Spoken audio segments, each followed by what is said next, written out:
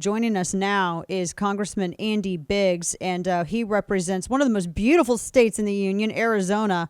Love me some Arizona. He's in the 5th Congressional District out there, and he is also chair of the House Freedom Caucus. Congressman Biggs joins us on the phone for this Thursday, the eve of Good Friday. Congressman, good to be with you. Thanks for your time today, sir. Thank you, Dan. It's good to be with you. Of course. Now, you've talked quite a bit. In fact, you sent a letter, as I understand it, to DHS about the administration of border security and this.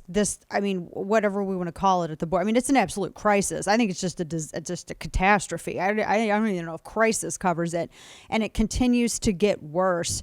Who's in charge ultimately down there? Because it just seems like a free for all, Congressman. Well, who's supposed to be in charge is the President of the United States and then his executive police agencies. And the men and women of Border Patrol are doing a heroic job trying to deal with this.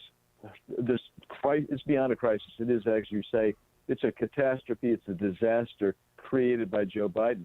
But if you want to know who's controlling the border, if anyone has control of the border, it's the Mexican drug trafficking, human trafficking, sex trafficking cartels. They're controlling everything that's crossing that border, everybody that's crossing the border, including commercial traffic. They control it right now. And, you could slow this down almost immediately with just a few simple things. But this Biden administration, I got to believe in it. They are actually okay with the open border. Wow. You have to kind of assume that, just because if there was a number of policy decisions that one would take in order to demonstrate a belief in an open border system. I mean, he's pretty much said such during the primary debates for running for his party's nomination for president. You would take exactly every single step that he's done. You would reverse that the migrant protection protocol, that Remain in Mexico policy. You would basically redo and reapply the Flores Amendment, DACA, so on and so forth. Because from what I've read, Congressman, every single person who's coming up and is just openly telling, either it's Telemundo or it's American media, they're saying, look, we came up here because the administration was advertising that it's, we're going to get health care, we're going to get education, we can just walk right in. And that's what they're doing. I was reading today, we're talking with Congressman Andy Biggs of Arizona. I was reading today how now there are a number of individuals, illegal entrants, and even asylum seekers who are just being processed and released without even so much as a court date. No, that's exactly right. And look, so he got rid of all the policies that gave us operational control of the border that were enacted by President Trump and his administration. So, and then he gave the rhetoric that brings people up. He said, I'd like to see people surge to the border. We're going to give you amnesty. Where all these things, every time you use that rhetoric, it comes. The cartels began advertising again. All of that's been going on and building it up. And you're right. We've reached a point that in Rio Grande Valley, which is really the place that's getting slammed. Arizona's getting slammed, but it's even worse in Rio Grande Valley right now. They are giving they're not even giving notices to appear anymore with a court date. They're basically taking a little information and they're releasing people into those communities there, putting them on Greyhound buses if they can or other bus lines. And they'll say, show up at your local ICE office within 60 days. Hey, guess what? Nobody's going to show up. And we already have over 1 million people in this country who already have removal orders. They've gone through the process. We don't even know where they are. They should have been removed. And the Biden administration not only wants to give them amnesty, they want to reach into places that we have removed people and bring them back and give them parole. That all of his policies are designed to have an open border feel. That's why they can't bring themselves to call it a crisis, because they actually want this flood. They want to bring people in. That's part of their plan. Right. No, exactly. We're speaking with House Freedom Caucus Chair Congressman Andy Biggs, and you've also objected to the infrastructure proposal. You wrote yesterday to the president expressing opposition to the $2.5 trillion infrastructure proposal. I know that there are other, obviously, congressional Republicans who have objected to this plan as well. Doing the math on this, and I'll say it again, only in D.C. do we present this as not being a lot of money. But when you're talking about $2.5 trillion and you have maybe a few $100 billion that are actually going for things that we would define as infrastructure items, things like bridges and roads, etc., it makes you wonder, where is the rest of this money going? Because it doesn't seem to be spelled out in any of the information so far that the White House has made publicly available. Yeah, well, so here's where some of it's going. Some of it's going to go into school lunch programs. They're trying to have racial equity in infrastructure. So they want to tear down actually two highways that they've deemed to be racist. They're tearing down highways that they deem to be racist. Yeah. I mean, this isn't Babylon B, and this isn't satire. This is real. And they're spending $400 billion on elder care and disabled care. When we think transportation infrastructure, we do think bridges, roads, freeways, that type of thing. They think transportation and infrastructure. And for them, infrastructure, they mean the infrastructure to move to a more robust social welfare state. And that's their version of infrastructure.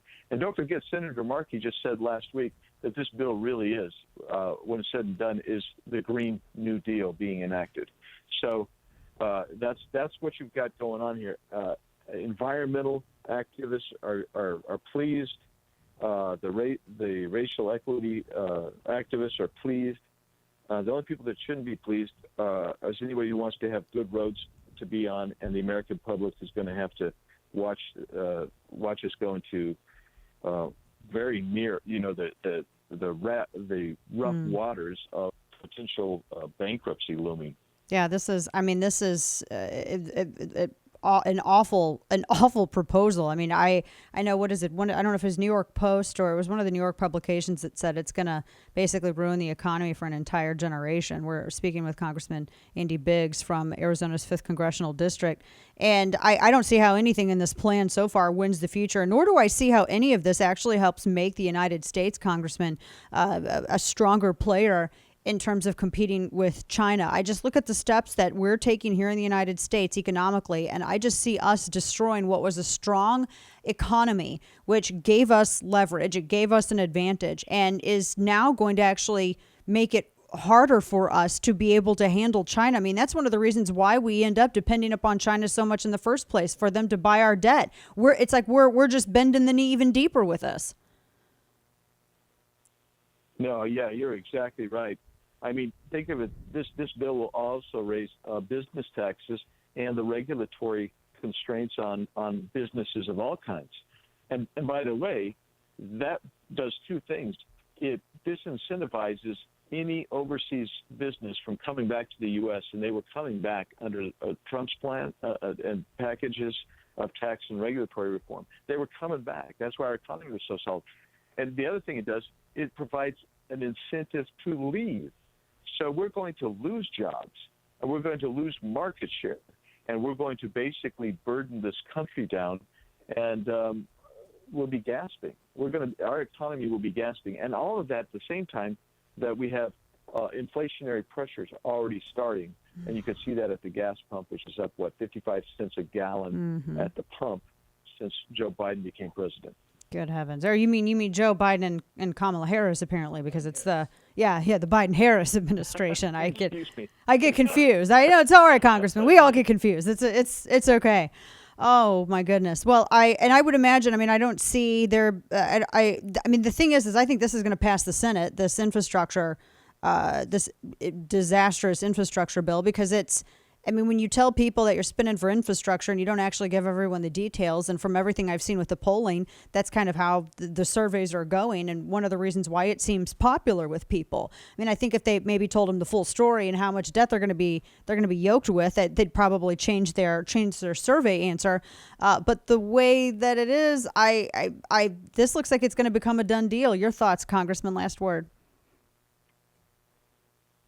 Well, I have talked to some Democrats in both chambers who aren't really pleased with this state, and so I'm hoping that they don't get bought off or squeezed, and that they can help bring some rationality to this. But we are fighting an uphill battle here. In my opinion, it's up to every Republican to use every procedural tool to slow this thing down as much as possible. Let the American people get caught up to speed on it, find out what's in there, and start raising their voices so maybe we can actually stop this thing. Yeah, I agree with you. Congressman Andy Biggs. We appreciate your fight for liberty, and it was good to see you at CPAC as well. We appreciate your time today, sir. Thank you so much.